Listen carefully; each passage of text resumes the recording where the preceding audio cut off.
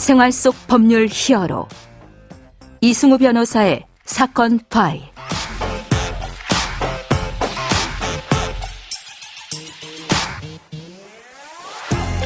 안녕하세요. 이승우 변호사입니다. 각종 사건 사고에서 여러분을 구해드리겠습니다. 오늘 열어볼 사건 파일은 상속 관련 사건입니다.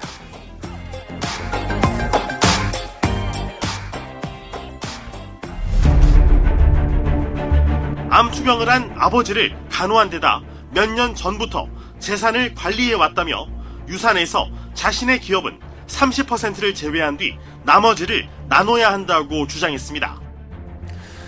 초고령화 시대를 맞이한 우리에게 노년의 부모님 건강, 그리고 혼자 남게 되신 부모님과의 관계 설정, 또 부모님이 돌아가신 이후의 여러 가지 법률적인 문제들은 상당한 숙제를 던지고 있습니다. 사건 파일 오늘은 상속 문제에 관련해서 공동상속인의 기여분, 이것을 어떻게 평가할 것인지에 대해서 박기태 변호사와 함께 알아보도록 하겠습니다. 안녕하세요, 변호사님. 예, 안녕하세요.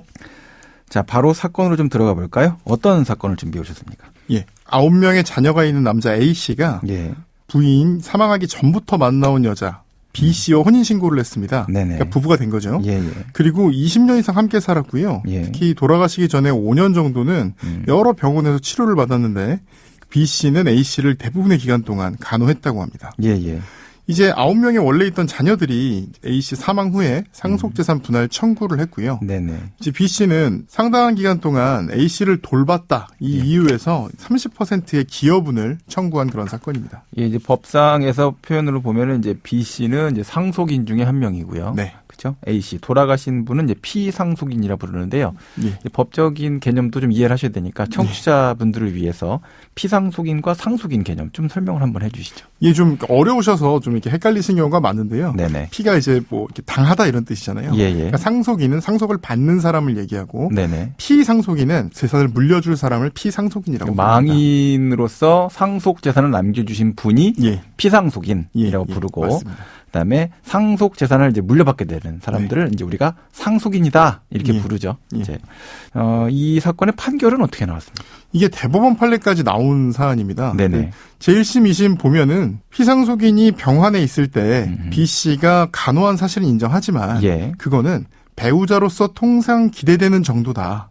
그러니까 특별히 기여돈을 인정할 수는 없다. 이렇게 이제 판결이 나왔습니다. 이 통상 기대되는 정도라는 개념이 사실 굉장히 어려운 것 같은데 기여분을 법원이 잘 인정을 합니까? 거의 인정하지 않습니다. 그 기여분을 별로 인정하지 않는다라고 하면 이제 제가 그냥 느끼기에 이제 A 플러스 맞으면 기여분을 좀 줄게. 네네. 근데 이제 A 플러스가 아니라 A 제로부터 한 D 마이너 이렇게까지는 공동상속인으로서의 어떤 상속분을 받는데 문제는 없지 않습니까? 네, 맞습니다. 그렇게 되면은 이게 좀 특별 기여라는 걸 너무 까다롭게 인정을 해서 그렇죠. 기여할 어떤 동기 또는 의지 이런 걸 좀 박탈하는 게 아닌가 이런 생각도 좀 드는데요. 실제로 학계에서는 그런 얘기도 많거든요. 기여분을 좀 더 넓게 인정을 해야 부모를 좀 더 잘 돌보고 그러지 않겠느냐. 이런 얘기들도 굉장히 많습니다. 지금 말씀하신 대로 뭐 A0부터 D-까지는 똑같다 보니까 사실 어떤 유인이 좀 안 생기는 부분이 있죠. 그리고 실제 판례들을 보면 인정받은 사례들은 진짜 이례적일 정도로 많이 돌본 경우거든요. 근데 또 실무상에서는 어려움들은 있어요. 그러니까 어려움들은 뭐냐면 첫 번째는 이제 돌아가셨잖아요. 그러니까 돌아가셨거나 아니면 돌아가시기 직전에 치매에 걸리셨거나 뭐 이렇게 지금 인지가 확실하지 않다거나 이런 경우들이 많다 보니까 누가 얼마나 기여했는지 입증하는 게 굉장히 힘듭니다. 그러니까 예를 들어서 자녀가 부모를 모시고 산다고 하더라도 이 부모한테 재산을 나중에 물려받기 위해서 감금을 하고 있었던 건지 홀대를 했던 건지 아니면은 뭐 진짜로 지극정성으로 모셨던 건지 이건 되게 주관적인 부분이 많아서 좀 판단이 힘든 게 있고요. 또 이제 두 번째는 뭐냐면 이 상속을 받으려면 30년, 40년 그분의 인생 전체를 봐야 되지 않습니까? 그런데 마지막에 1, 2년 동안 기여한 사람을 아무래도 망인 입장에선 더 높게 평가할 수밖에 없어요. 마음이 약해지고. 그래서 사실 이 대부분의 사건들 보면 이 분쟁도 마찬가지입니다만 새엄마와 자녀들의 어떤 분쟁이 되는 경우가 굉장히 많습니다. 그런 이유. 그리고 또 이제 뭐 재산을 노리고 접근하는 경우도 굉장히 많기 때문에 뭐 그런 여러 가지 어떤 실질적인 이유 때문에 지금 기여도가 좁게 인정되고 있지만 너무 좁게 인정되는 게 아니냐. 배우자의 기여분하고 이제 자녀의 기여분은 좀 약간 나중에 이제 성격이 좀 다를 것 같긴 한데 배우자 기여분은 이제 그렇게 여러 가지 문제점들이 있다라는 거군요.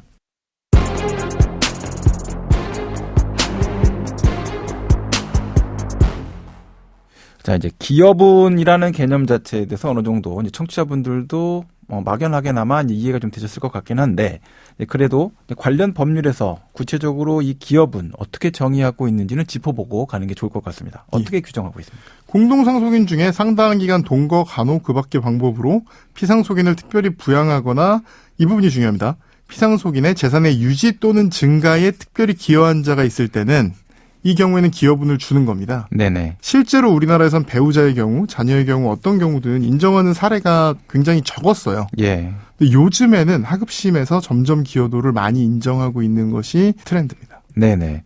지금 보면 이제 재산적 기여냐 아니면 부양적 기여냐 이 두 가지 이 내용인데, 자녀의 경우에 기여분 인정은 어떤 형태로 이루어지고 있는지 좀 설명을 좀 해주시죠. 아까 말씀드린 통상 기대되는 수준이 자녀의 경우에 조금 낮아요. 네네. 아까 그 예로 보면 여기는 A+에서 한 A0 정도까지만 해도 기여분을 인정을 해주고, 네네, 그 아래로는 인정하지 않는다는 건데, 그러니까 무슨 말이냐면, 예, 결과적으로는 자녀의 경우도 인정받기는 굉장히 어렵습니다.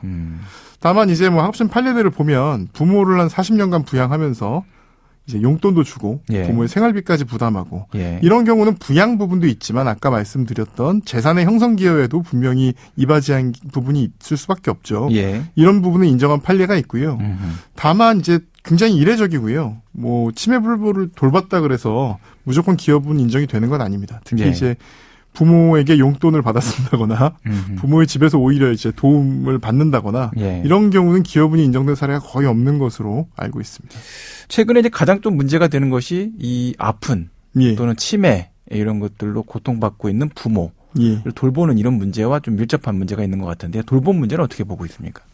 그러니까 지금 기여분이라는 제도가, 네네, 돌봄을 좀 더 권장하고 좀 더 도움이 되는 그런 방향으로 나갈 필요가 있는 것 같은데, 네네, 지금처럼 너무 기여분 인정이 좀 이렇게 어려운 경우는 사실 돌봄을 돕는 어떤 그런 역할은 못하고 있는 것 같아서, 예, 기여분의 인정 범위가 좀 더 넓어지는 게 좋지 않을까 이런 생각입니다.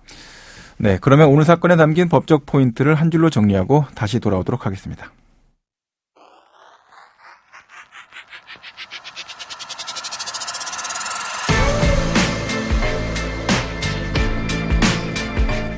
이럴 땐 법대로.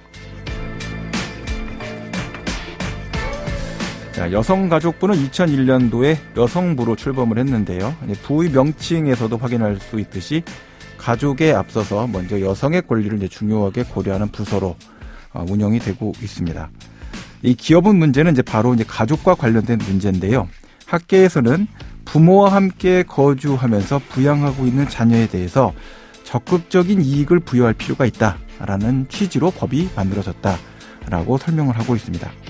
이 가족 간의 끈끈한 유대라는 것이 이제 바로 어려운 시대를 대항해서 나가는 아주 구체적이고 기초적인 힘이다라고 볼 수 있기 때문에 이 문제, 특히 가족을 구성하고 유지하는 데 대한 어떤 이익을 법적으로 보장해줘야 출산율과 관련된 문제 또는 가족제도의 해체를 막는 것과 관련된 문제에 대해서도 근본적인 해결 방향을 잡을 수 있을 것이다 라고 생각을 합니다.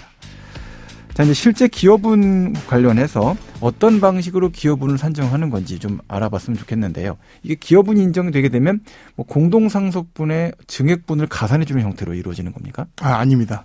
전체 재산에서 기여분이 될 재산을 먼저 공제를 하고, 네, 나머지 부분에서 이제 공동상속을 받는 개념입니다. 네네. 그래서 좀 기여분이 인정이 되면 그 액수가 좀 커지는 경우가 많고요. 예. 실무에서는 이제 재산이 한두 개가 아니라 여러 개인 경우에는 어떤 부동산의 몇 퍼센트 이런 식으로 이제 기여도가 나오는 경우들이 많습니다. 네네. 일단 기여분 관련해서 기억해 두셔야 될 부분은 기여분을 인정받기 쉽지 않지만 점점 인정받는 범위가 넓어지고 있다는 거. 예. 두 번째로 이게 객관적인 판단이 불가능하다 보니까 여러 자료들을 효과적으로 전달해야 된다는 점입니다. 예. 이게 재판부가 보기엔 사실 비슷비슷한 얘기하는 사람들이 너무 많다 보니까 사실 말을 잘 못 믿거든요. 예. 그래서 뭐 진술이라든가 기록이라든가 그리고 망인이 남겼던 뭐 메모, 녹음 이런 것들을 최대한 모아서 그것도 이제 너무 잡다하지 않게 잘 정리해서 재판부에 기여분을 받을 그런 이유가 있다는 것을 소명하는 것이 굉장히 중요합니다. 네, 지금까지 박기태 변호사와 함께했습니다. 오늘 말씀 고맙습니다. 감사합니다.